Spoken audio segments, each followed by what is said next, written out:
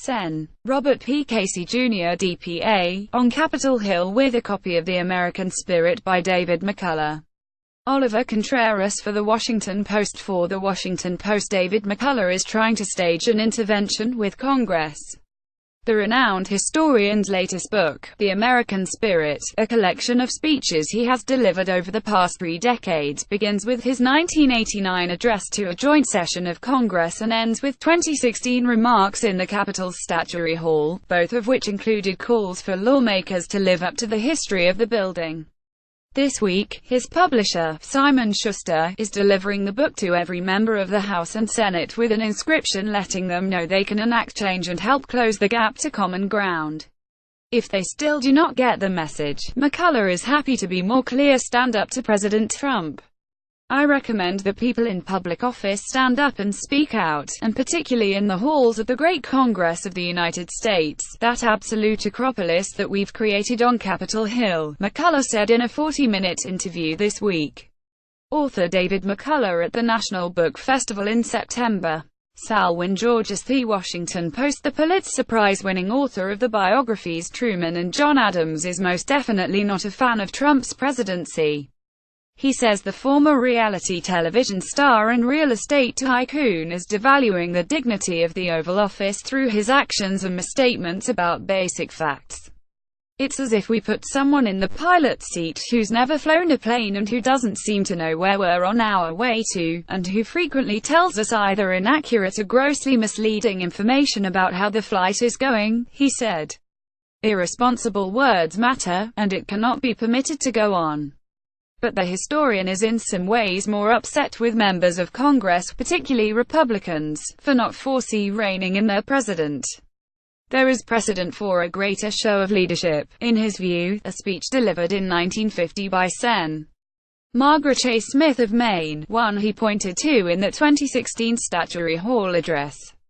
Not quite 3.5 years into her first term, Smith spoke out against Joseph McCarthy, the senator from Wisconsin whose attempt to root out communists had gripped the nation. Smith accused her fellow Republican of character assassination. In an address that the Senate Historical Office now calls a declaration of conscience, Smith spoke for 15 minutes, with McCarthy looking on, of the Senate's debasement to a forum of hate. Freedom of speech is not what it used to be in America, she said.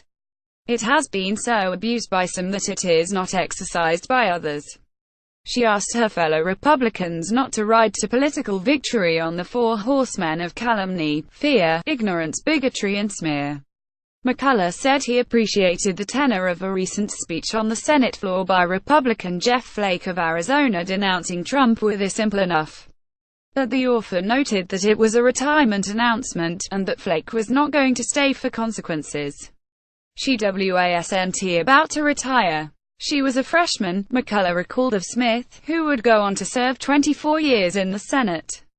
It wasn't supposedly her turn to speak out, and she spoke out against Joe McCarthy in a way nobody had, and it changed the course of history.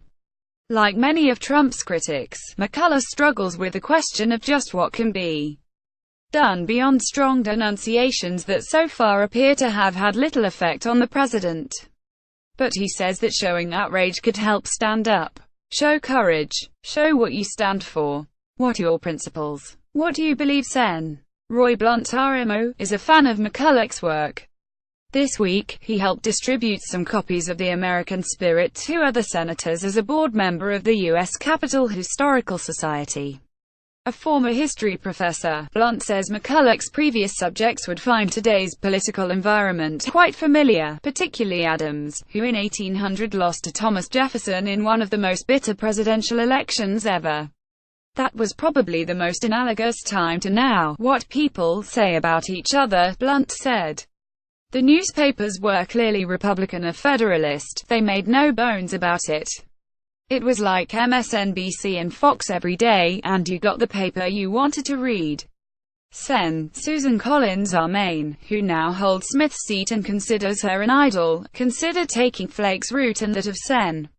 Bob Corker R. Tennessee, another fierce Trump critic not seeking re-election next year. But Collins said the weight of the issues in Washington led to her decision to stay in the Senate rather than run for governor. Some people feel that they can be more effective in bringing about change from the outside, and I respect that view, but I don't share it, she said. Collins has not been as outspoken in her Trump criticism, but she has done so with her votes, notably in opposing the repeal of the Affordable Care Act in July. McCullough views faint criticism of Trump from Republicans as evidence of a larger regression of the entire Congress over the past few decades. The paralyzing partisanship that has set in, he says, suppresses the instinct to speak out on principle if it means crossing a member of one's party. It also makes it vastly more difficult for the body to function, to pass laws and run the government. As an institution in the aggregate and the whole, it is bad, he said, because we've lost the capacity to bridge the divide between political parties with friendship and respect. In the late 1970s, after writing a book about the Panama Canal, McCullough moved to Washington to essentially lobby on behalf of the Panama Canal Treaty, which faced fierce criticism. He considers Howard Baker, the Senate Republican leader at the time, a hero for supporting the treaty and rounding up the votes for it. It's a good thing that McCullough's next book does not involve Washington, given his feelings for the state of its institutions. He's writing about Ohio and its unique role in history, including its early days as part of the Northwest Ordinance. Its founders demanded 3 guarantees: freedom of religion, free education and no slavery. I've always wanted to write a book about people you've never heard of, who did something noble, who did something admirable, he said. That does not mean that he has given up on today's leaders. One reason, perhaps, stems from how much time he has spent studying the history made on Capitol Hill. I still have faith in Congress, as strange as that may in this moment, he said. In 2016, while accepting the Freedom Award from the Capitol Historical Society, McCullough closed out a speech by pointing to the statue of Clio, the Greek muse of history. He was standing in Statuary Hall, which served as the first chamber for the House. Clio sits atop an ornate clock that was in the chamber then, helping mark time but also marking history.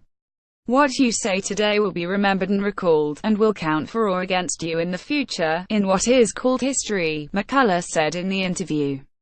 Saying, how do you want to go down in the history of our country? What kind of record do you want to leave? And I think that's something that everyone who serves in Congress ought to always have in mind. Read more from Paul Kane's archive, follow him on Twitter or subscribe to his updates on Facebook.